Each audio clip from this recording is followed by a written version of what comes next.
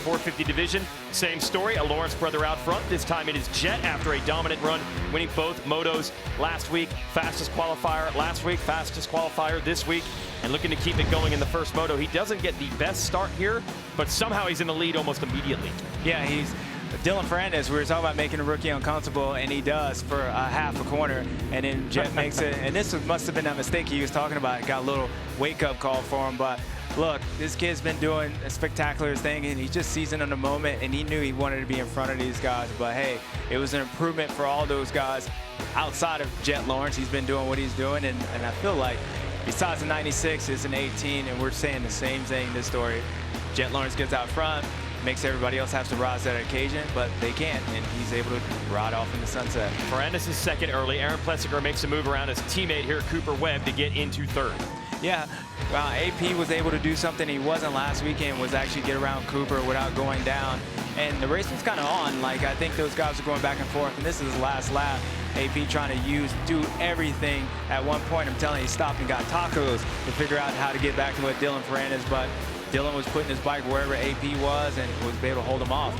Yep, the whole race. Plessinger tried to get around him, couldn't figure it out. Meanwhile, another big win for Jett Lawrence on the 450. Now 3-0, undefeated on that bike. And there you see Plessinger right behind Ferrandis all the way to the checker flag. So if you're Plessinger, you're like, if I could just be ahead of Ferrandis, I'd be in good shape.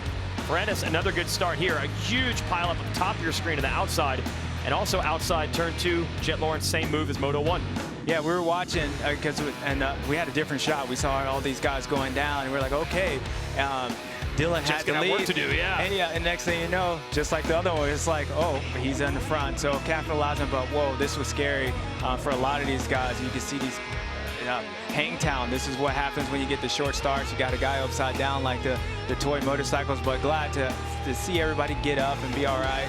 Look like JS on the hay bale back in 2012. Some of these guys. Not that bad, please, not that bad. But there's Jett gets in the early lead. Yeah, yep. Jett, and they put a lot of water down in between motos, so you can tell these guys are being really patient. And I felt at one point, once AP got around Cooper Webb, which that pesky old Cooper Webb was making it difficult for his teammate, AP was able to square him up, do a little scrub and get past him, and actually start making some time up on Jett for a few laps, and then he had an incident himself. Yeah, so he finally solves Ferrandis, gets around his teammate, wants to make a run for the lead, and he's down.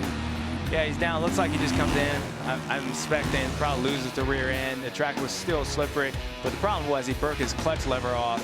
And then so, as you know, all the motocross fans, this ain't an automatic motorcycle. It is hard to get going, but the man of the hour and the reason all that happens is because this guy, Jason. They're trying to solve the 18 of Jett Lawrence, who is now 4-0 in 4 starts in the 450 division. How long can he keep it going? Webb does hold off Ferrandis in that moto. Ferrandis ends up in second overall, though, because he did have Webb by 2 positions in the first moto. Plessinger salvages 6th in that one. That allowed it to be a 4th overall. And Cianciarulo 5th. Masterful, Drake, Robin, Lacurcio, Boutrone. Privateers having a great run early in this season in the top 10. Let's go back to Jason Thomas. Well, Jett Lawrence, I don't know if it's 2 for 2 or 4 for 4, but every time you've gone on the track so far, you've won. Tell us a little bit about the track conditions. Looked like a really tough day. Yeah, the track was so brutal out there. The bike handle's amazing. Even that one made a handle not too friendly. But no, the track was difficult. You had to be really patient. You couldn't take too much. So, but no, I didn't eat enough before that second moto. I kind of lost energy halfway through. But luckily, we could use technique and balance and just keep that flow going. But no, I got to thank the team behind me, my family, HRC Honda, Dr. G for keeping me company in the 250 moto because everyone's gone watching 250s. So, but no, thanks to the team, thanks to the crowd. You guys are awesome sticking out in the heat like this. So, I appreciate you guys also. So I did notice about halfway through, AP was making a big run. He dropped his lap time down, and you responded. You went down to a 2:10. Were you kind of just managing that situation? Yeah, on this track, you just got to manage. I mean, if you try and take too much and don't respect the track, it bites you pretty quickly. I had a little humbling on the one of the few first laps. I got kicked on that kind of after the start straight section. I had a tabletop going to the left, so had to kind of make sure I focused and just clicking off those laps because those boys were coming, especially Coop on the end. He just didn't want to stay just there. So but it was a good day. Great job.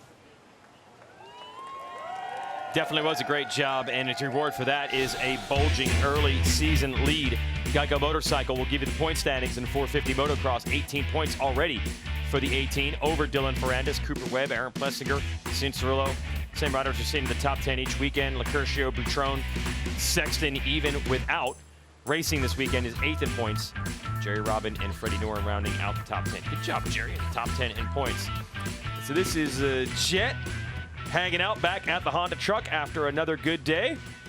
And the recovery begins for Colorado. There's Trey Kennard, former race winner in this series, now does a lot of the testing on the motorcycle for Honda.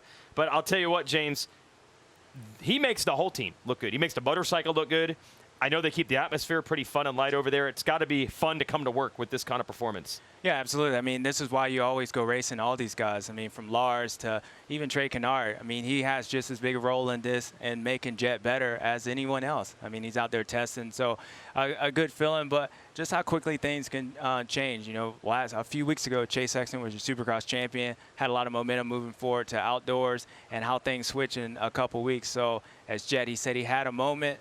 Things can change really quickly, and for those guys like Cooper Webb and Dylan Ferrandis, they just got to continue to stay there. So it's only 2 races in. They got a lot left, but so far that guy looks good. 2 ways to look at this. Jett's actually tied the great Jeff Ward by starting 4-0 in his first year in this class, in this series. That's the good thing. But we've also seen riders start 4-0 and then not win the title sometimes. So you got to be careful, even in this championship. And then when you put it all together, these are the SMX points, combining Supercross and Motocross together. Look at Cooper Webb closing now on Chase Sexton, who did not race today. So things are changing in a hurry, James. Yeah, who were you talking about? 4-0? I can't remember the name. Who were you talking about? Were they going to Colorado? Yeah, anything can happen in Colorado. Those media people maybe going across the track? Yeah. I don't know. Yeah. I don't know, but Photographer, stay off the track. Yes. Those are SMX stats. Let's send it back to the KTM truck now and Jason Thomas. That's right. I'm with Carlos Rivera, Red Bull KTM crew chief, and you have to be really pleased with the progress both of your guys showed today. Tell us a little bit about the heartbreak from Aaron Plessinger. He was riding so well, and then a silly mistake kind of ruined the result of what could have been. Yeah, man, it's a bummer. He was actually riding, like you said, really strong, moving forward, and then a tip over there, and then broke his clutch lever. So fortunately, it took a little time for him to start the bike, and you know, as a rider, you know how it is. It's hard to start a bike without a clutch. And he remounted, got back, and finished solid 4th place overall, you know. For the hand, Cooper rode really well. As a veteran, smart. Did his 2 motos, be consistent, and end up in the 3rd place in the podium. I also wanted to ask you about Tom Vial. It's, you know, his 2nd pro motocross race in America. He doesn't really know any of these tracks, but you see him getting better and better and better, and finding the pace, being more comfortable. What are the little things you think, you know, could take him to that next level? Because I think that's a lot of the things you get to work on, right? You get to work with your riders a little bit more closely and help them progress. No, for sure. Tom, you know, is very different from Europe to here.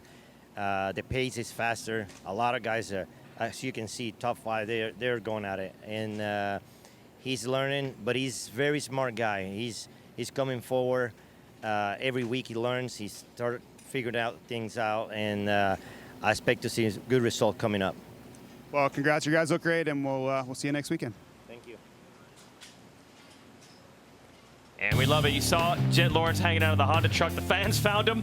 He's going to be taking pictures and signing autographs. Love how they get up close and personal in this series. Yeah, they get really up close and personal. I mean, your favorite guys, you come out to a motocross race and get to meet Jett Lawrence or possibly get ran over by Jalise Swoll. That's close. All these different things. These guys are professional, but I remember this, and it's a special feeling.